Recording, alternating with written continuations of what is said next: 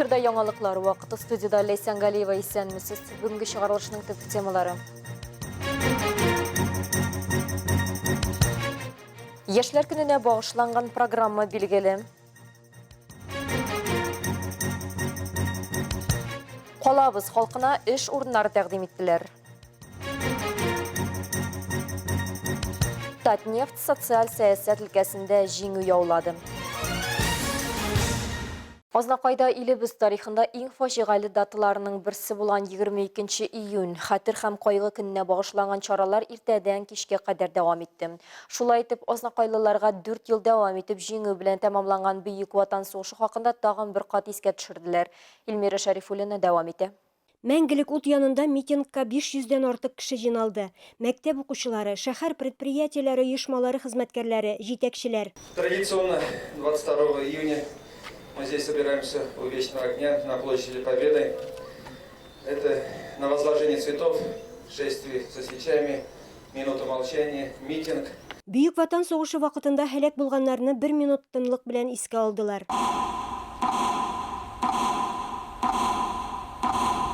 Кичен Азнакайда Бөек Ватан сугышы елларында һәлак булганнар истәлегенә хәтер шәме акциясе узды. Йөреш Татарстан мәйданында кичке сәгать 8-дә башланып китте.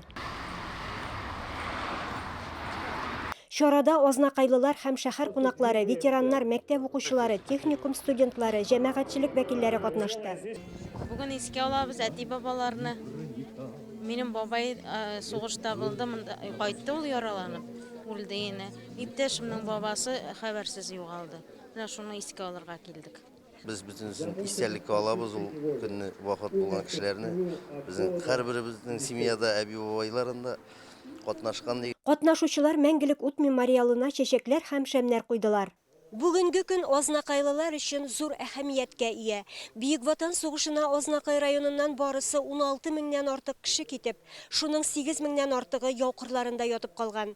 Ә биредә менә бу мемориаль комплекста җиңү белән кайткан якташларның исемләре теркәлгән. Бөек Ватан сугышы елларында ватан азатлыгын һәм бәйсезлеген яклаган ата-бабаларыбызның батырлыгын истә тотыйк.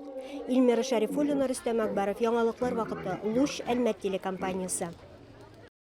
82 ел элек килебездә башланган канкыйгыч сугышта Әлмәт районыннан 18640 кеше чакырыла. Шуларның 8521-е яукырларында ятып кала.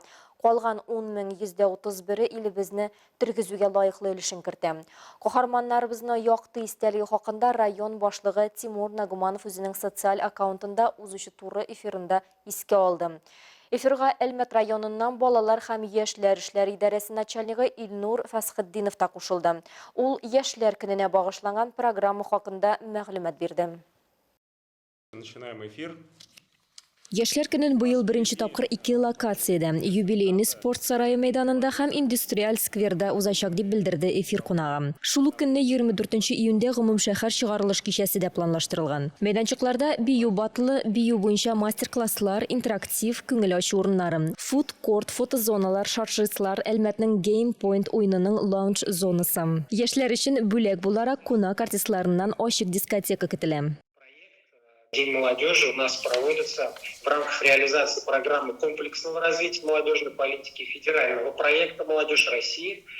Наших коллег из Росмолодежи, наших коллег из Министерства по делам молодежи, которые дали нам возможность организовать такой замечательный праздник.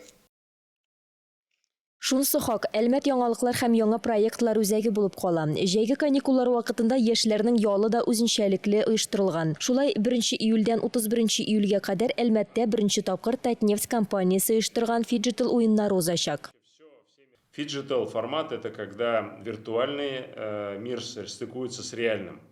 То есть игроки сначала соревнуются в виртуальном мире на компьютерах или приставке, а затем в реальных видах спорта. То есть, если команда закончила игру, например, в хоккей или мини-футбол со счетом 3-2 в виртуальном мире, то с этим же счетом они переходят уже на поле и продолжают игру уже вживую, по-настоящему, до завершения времени и победы одной из команд. Уеннар хоккей, мини-футбол, стритбол, лазер-так дисциплиналары буенча узачак. Тагын бер мәгълүмат, бу ел Россия граждан авиациясының 100 еллыгы. Шуңа бәйле рәвештә 25 июньдә Әлмәт шәһәренең Пойма аэродромында һава программасы узачак. Башка темаларга. Россия өчен мөмкинлекләр вакыты бүген киләчәк төзибез. Шундый шигар астында Әлмәтнең халыкны эш белән тәэмин итү үзәгендә бөтен Россия эшкә урнаштыру ярминкәсе узды. Шәһәрнең 20дән артык предприятиесе ярминкәдә үз вакансияләрен тәкъдим итте. Эш эзләүчеләргә уңайлы булсын өчен берничә мәйданчык кулланылды. Дәгъвачылар белән әңгәмә үткәрелде. Шулай ук һөнәри юнәлеш бирү чаралары да узды. Үзәк территориясендә мобиль офис мәшгульлектә урнашкан. Биредә 18 яшькә кадәрге укучылар һөнәри юнәлеш бирү тестларында үтә алды. Үз мәшгульләр өчен аерым мәйданчык булдырылды. Показывают свои, скажем, работы, с чем они занимаются. Также как раз соискатели, которые пришли на ярмарку вакансий, если не могут найти себе работу, могут с ними напрямую пообщаться, узнать, как можно открыть свое дело, чего стоит бояться, каких моментов не стоит бояться, что стоит учесть при открытии собственного дела. Традицион ярминкәдә булган вакансияләр белән мәктәп укучыларыннан алып тәҗрибәле белгечләргә кадәр һәркем таныша һәм консультация ала алды. Мөмкинлекләре чикле кешеләр дә тиешле вакансияләрне карарга чакырылган иде. Шулай ук башка шәһәрдән дә онлайн конференция аша ярминкәгә тоташу мөмкинлеге булдырылды. И по времени удобно. И то есть ты в одном месте можешь обойти всех, кто тебя интересует, да, и узнать, какие еще есть новые, например, направления вакансий. Здесь работодатели рассказывают о своих открытых вакансиях, то есть о своих карьерных возможностях, и то есть это новые пути для развития. Не нужно открывать какие-то сайты, искать, ты спокойно приходишь, ознакомливаешься, смотришь, что тебе подходит. Эшкә урнаштыру ярминкәсе кысаларында кадрлар үзәге белгечләре эш эзләүчеләргә уңайлы булган вакансияләрен сайларга ярдәм итте. Татнефть яңадан хәйриячелек буенча лидерлар рәтендә. Татнефть хәйрия фонды кешеләрнең тормыш сыйфатын яхшыртуга, тотрыклы киләчәк булдыруга масштаблы социаль инвестицияләү инструментларының берсе. Приоритетлы юнәлешләр арасында мәгариф, сәламәтлек саклау, масса күләм һәм һәвәскәр спорт, мәдәният территорияләрен үстерү, экологик проектлар булдыру.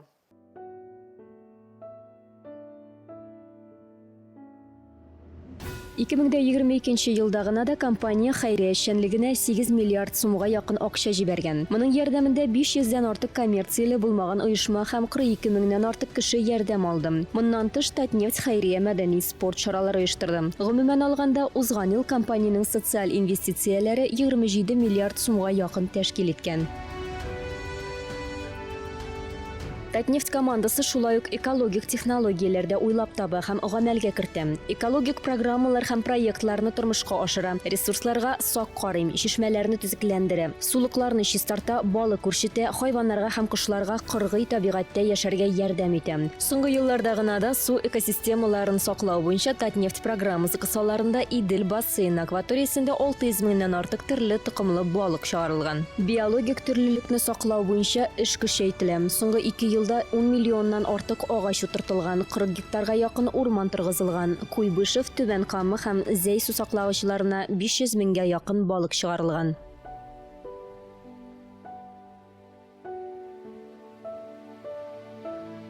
Татарстанның көньяк-көнчыгыш шәһәрләренең иң кызыклы һәм функциональ объектларының берсе узган ел Татнефть инициативасы буенча барлыкка килде. Татнефть индустриаль скверы халыкара архитектура премиясенә лаек булды. Уникаль объект гамәлдәге котельная территориясендә төзелгән. Яңа киңлек шәһәр экосистемасында сәнәгатьнең ролен үзгәртә. Хәзерге заман кешесенең тормышта үз юлын эзләүне, әйләнә-тирә дөньяны үзгәртүне, үзгәрешләр масштабын тасвирлый. Территориядә райдер спортчылар өчен профессиональ скейт-парк урнашкан.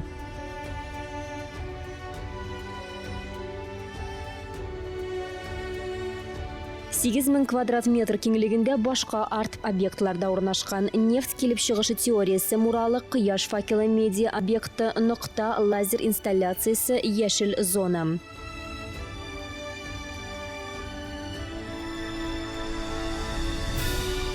Гаилә белән йөрү өчен кичке маршрутлар мәдәни ял итүнең яңа формасына әверелде. Җәйге чорда нефть төбәге шәһәрләрендә яшәүчеләрне һәм аларның кунакларын бер юлы берничә мәйданчыкта мавыктыргыч кичке программаларда көтә. Мастер-класслар, үзешчән коллективлар, әдәби укулар, балалар һәм өлкәннәр өчен анимацион программалар.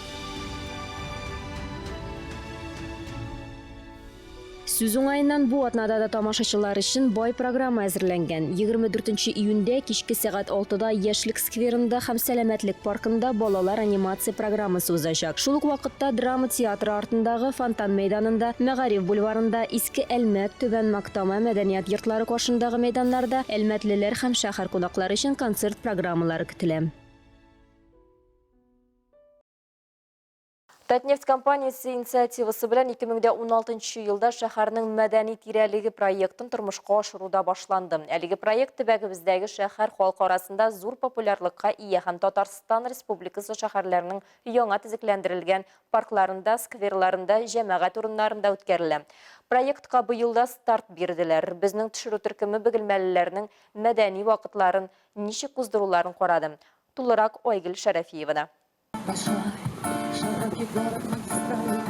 Мәскәү гитарачылары Бөгелмәнең үзәк мәйданында чыгыш ясыйлар. Бу Татнефть компаниясе ярдәмендә тормышка ашырыла. Аның инициативасы белән Татарстан Республикасы шәһәрләрендә шәһәрнең мәдәни тирәлеге проекты гамәлдә. Җәй көне һәр шимбә шәһәрнең берничә мәйданчыгында профессионал һәм үзешчән сәнгать коллективлары, ансамбльләр, аниматорлар чыгыш ясый. Бөгелмәлеләр һәм шәһәр кунаклары моңа бик шат. Александр Самаркин, Сергеев Посад шәһәреннән килгән кунак.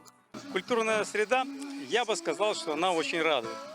Потому что я периодически бываю в этом городе один раз в год. И всегда радуюсь вот этому вот как бы такому благоустройству, паркам. И вот попал на вот этот концерт замечательный. Зур һәм күңелле проект өлкәннәрне һәм балаларны сәнгатькә һәм иҗатка җәлеп итүгә юнәлдерелгән. Монда һәркем күңел ача ала. Классика һәм ретро музыкалар өлкәнрәкләр өчен, мастер-класслар һәм анимация программалары балалар өчен, заманча урам музыкаль программасы яшьләр өчен. Кызыл армиячеләр урамында урнашкан Мәдәният һәм ял паркында Әлмәт музыка мәктәбе укучылары чыгыш ясый. Очень волнительно. Мы первый раз действительно участвуем в этом проекте, но мы очень стремились к этому, потому что ребята, несмотря на то, что учатся в музыкальной школе, они имеют высокий уровень, можно сказать, профессионализма. Участвуют часто в разных конкурсах, в различных проектах, и республиканских, и российских даже, да. Ребята с удовольствием играют, выступают.